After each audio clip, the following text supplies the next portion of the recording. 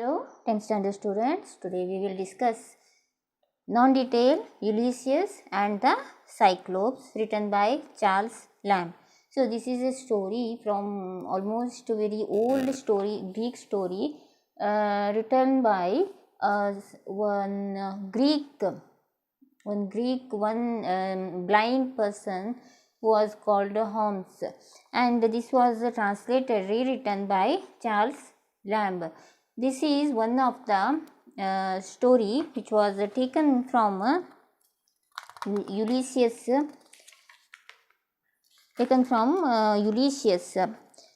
and his adventures. His adventures of Ulysses. So this is one of the story in adventures of Ulysses, and we'll just look into Charles Lamb, who was born in 1975, 1834, born in London, was a great essayist, essay of Elia, a poet and a much loved storyteller. He, with his sister Mary Ann Lamb, wrote tales from Shakespeare designed to make Shakespeare familiar to the young. His Adventures of Ulysses, from which Ulysses and the Cyclops is an extract. So this is taken from Adventures of Ulysses. And another successful attempt aimed at familiarizing the Greek epic, the Odysseus, to the young. So Odysseus is also written by the same, the blind Holmes, and this was also translated by Charles Lamb. So we'll begin here. Ulysses, one Greek hero, he wanted to check the hospitality and friendliness of the Cyclops. They are one-eyed monsters, one-eyed games. So he goes to the island where these monsters used to reside, and there he, as he enters, he finds so much of flesh, sheep flesh and cheese, milk, all these things were stored in the cave, and they were about to they were so uncivilized, very uncivilized. So they were just about to go out of the cave. The owner of that cave appears there, and he shuts the opening door of that cave by a big, huge rock, and thereby these people, they had no other option to go out, and they hide in that cave itself. But initially the Cyclops was quite friendly, but what happens later, he start galloping the 12 followers. He had taken 12 followers along with him, and he started eating those 12 followers every day. In every meal, two persons he started eating them, and the Cyclops made them to stay over there, and Ulysses had no other option to wait till the Cyclops sleeps. By chance, Ulysses had carried the Greek wine. It was very, very strong. You have to add 12 parts to 1 part of Greek. It is very strong, and he offers this Greek wine to the Cyclops, and when he was sleeping, he takes some water, whoever has remained with him, he just take a stalk and blinds his eyes. And next day what he did, on the same day, what happens, he shouts that before that, Ulysses was asked by this Cyclops what is his name. So Ulysses has told that his name is No Man. So he had come for this one business, and they have lost the way. That is why they have come over there.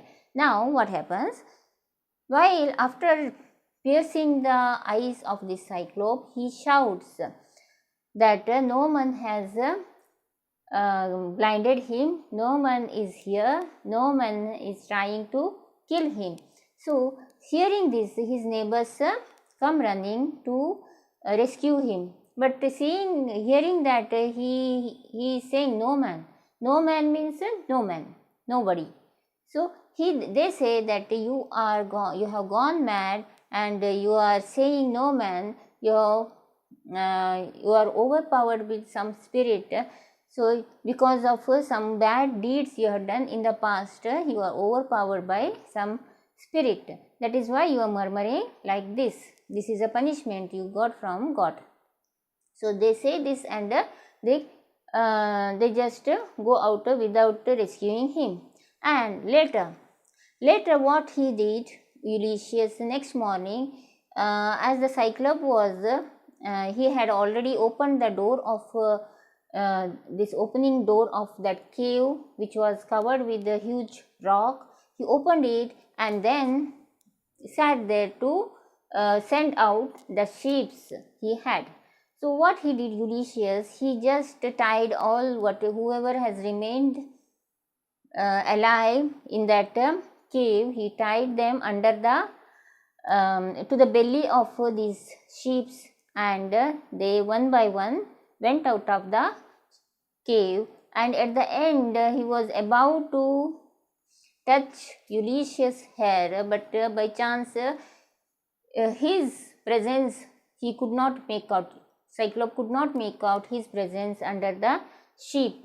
So he was let out. Then they ran out with the sheep only, and at the end he shouts to Cyclops that tell who has blinded you, tell that it is none other than the Ulysses and prince of the Greek. So this is a story. They escape somehow from that dangerous island. We'll start. The language is little bit difficult, so I prefer you to take a dictionary and sit. Coasting on all that night by unknown and out of the way shores, they came by daybreak to the land where Cyclops dwell. So coasting on all that night by unknown and out of the way of shores. So this is a island. So out of the way of shores means this is an island where they came there at night, came by daybreak to the land where Cyclops dwell. So there Cyclops dwell. A sort of gained, this is a description of the Cyclops. A sort of gained shepherds. Gained Gained means huge. Shepherds means those who take care of the sheep. Shepherds that neither sow nor plow. These shepherds neither plow nor they sow. But the earth untilled produces for them rich wheat and barley and grapes. Still they don't plow.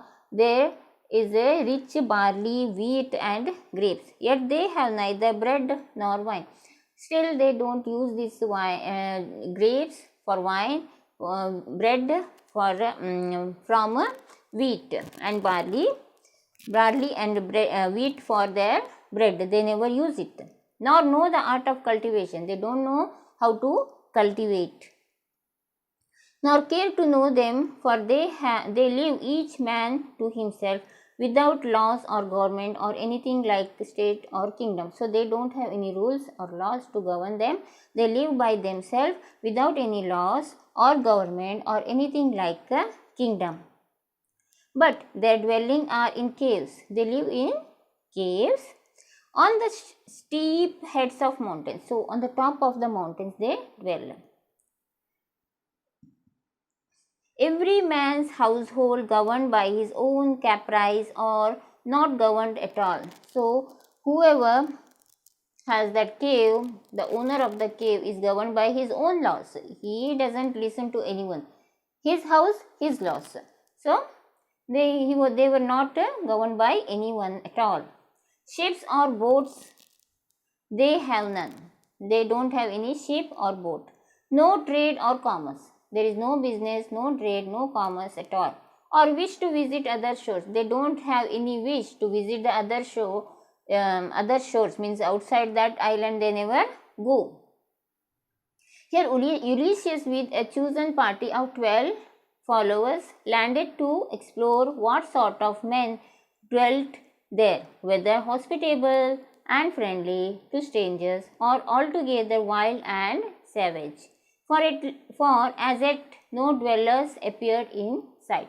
So Ulysses goes there just to check how these Cyclopes are with his 12 followers, and to explore what sort of men dwell there, and to see whether they are hospitable and friendly to strangers, and or altogether wild and savage, for as yet no dwellers appeared in sight. So they were just waiting there, they could not see any dweller there. The first sign of habitation which they came to was a Gaines cave, rudely fashioned. So they came in front of a cave which was rudely fashioned. Rudely fashioned means almost there is nothing like building, just made, just take a shelter, but of a size which betokened the vast proportions of its owner. So caves used to be very big, huge. The pillars which supported it being the bodies of huge oaks or pines in the natural state of the tree. So the pillars were nothing but they are not exactly pillars, they were the natural trees, pine trees, which was used for support to dwell. So huge oaks or pines in the natural state of the tree and all about showed more marks of strength than skill in whoever built it. So when you see those caves, you can make out whoever has built it is a very strong person who has shown his strength but no skill. Okay, there is no skill in building that cave. Ulysses, entering in, admired the savage contrivances and artless structure of the place, and longed to see the tenant of so outlandish mansion, but well conjecturing that gifts would have more avail in extracting courtesy than strength would succeed in forcing it from such a one as he expected to find the inhabitant, he resolved to flatter his hospitality with a present of Greek wine, of which he had stored in 12 great vessels, so strong that no one ever drank it without an infusion of 20 parts of water to 1 of wine. Yet the fragrance of it even then so delicious that it would have vexed a man who smelled it to abstain from tasting it. But whoever tasted it, it was able to raise his courage to the height of heroic deeds. Taking with them a goat skin flagon full of his precious liquor, they went into the recess of the cave.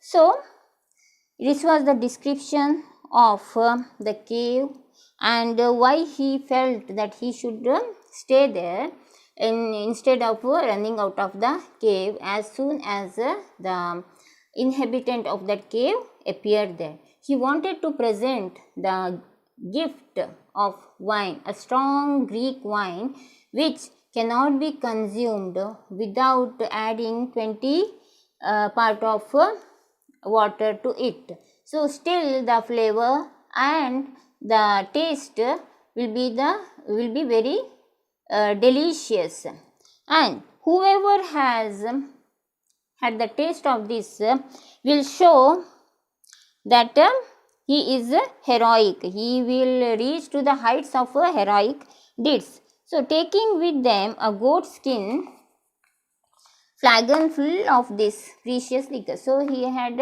12 bars of this liquor he had taken with him. They went into the recess of the cave. Here they pleased themselves a whole day with beholding the Gaines kitchen. So they were just watching, trying to see what and all is there in the kitchen of this cave, where the flesh of sheep and goats lay stewed. His dairy, where goat milk stood ranged in troughs and pails. His pens, where he kept his live animals, but those he had driven forth to pasture with him when he went out in the morning. While they were feasting their eyes with the sight of these curiosities, their ears were suddenly deafened with a noise like the falling of a house. So they were just curious over whatever is there in the kitchen. Whatever is there in the kitchen is the stewed flesh of sheep and goats, and dairy of goat milk, and also cheese. All these things were there, and they were just watching this with interest, and suddenly they hear a loud voice. The loud voice was nothing but the when the Cyclope entered the cave. It was the owner of the cave who had been abroad all day feeding his flock, as his custom was in the mountains, and now drove them home in the evening from pasture. He threw down a heap of firewood which he had been gathering against supper time before the mouth of the cave, which occasioned the crash they heard. The Grecians hid themselves in the remote parts of the cave. So when he entered, so many things happened there. It was the owner of the cave who had been abroad all day feeding his flock. Flock means the sheep there, as his custom, as in the mountains, and now drove them home in the evening. All day he was out feeding the sheep, and now he had come back in the evening. He threw down a heap of firewood. So he had brought some firewood which he had been gathering against supper time before the mouth of the cave, which occasioned the crash they heard. So this was the sound they heard, the crashing sound, which he had collected. Whatever firewood he had collected, just he had laid it down. The Grecians hid themselves in the remote parts of the cave. So now they hide in the remote parts of the cave. It was Polyphemus. The name of the Cyclope is Polyphemus, the largest. He was the largest and savagest of the Cyclopes, largest and also very cruelest of the Cyclopes, who boasted himself to the son of Neptune. He himself has declared that the self-declared son of Neptune. He looked more like a mountain crag. He looked like a mountain crag than a man. He doesn't look like a man, but he looked like a mountain. And to his brutal body, he had a brutish mind answerable. So, not only brutal body, but also brutal mind. He was very cruel, very rude person, brutish. He drove his flock, all that gave milk, to the interior of the cave. So he brought all the sheep to the interior of the cave. Which sheep?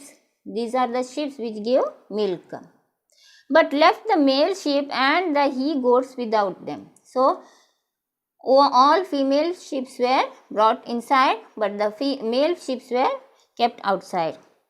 Then taking up a stone so messy that 20 oxen could not have drawn it. So a big rock, big stone he lifted and kept to cover the cave. That he has compared here 20 oxen. So 20 oxen could not have drawn it. He placed it at the mouth of the cave to defend the entrance, and sat him down to milk his female ewes and his goats. So he started milking the sheep and the goats. Which done, he hastily kindled a fire, and throwing his great eye round the cave, for the Cyclopes have no more than one eye, and that placed in the midst of their forehead. By the glimmering light, he discerned some of Ulysses' men. So he was just milking. He just looked around. With his one eye. That Cyclops had only one eye, and he could recognize some of men of Ulysses. Some some men from Ulysses group in the glimmering light. Though there was not much light, he just found out these men of Ulysses. So, for today, this much is enough. Remaining, I will do it in my next video. Thank you.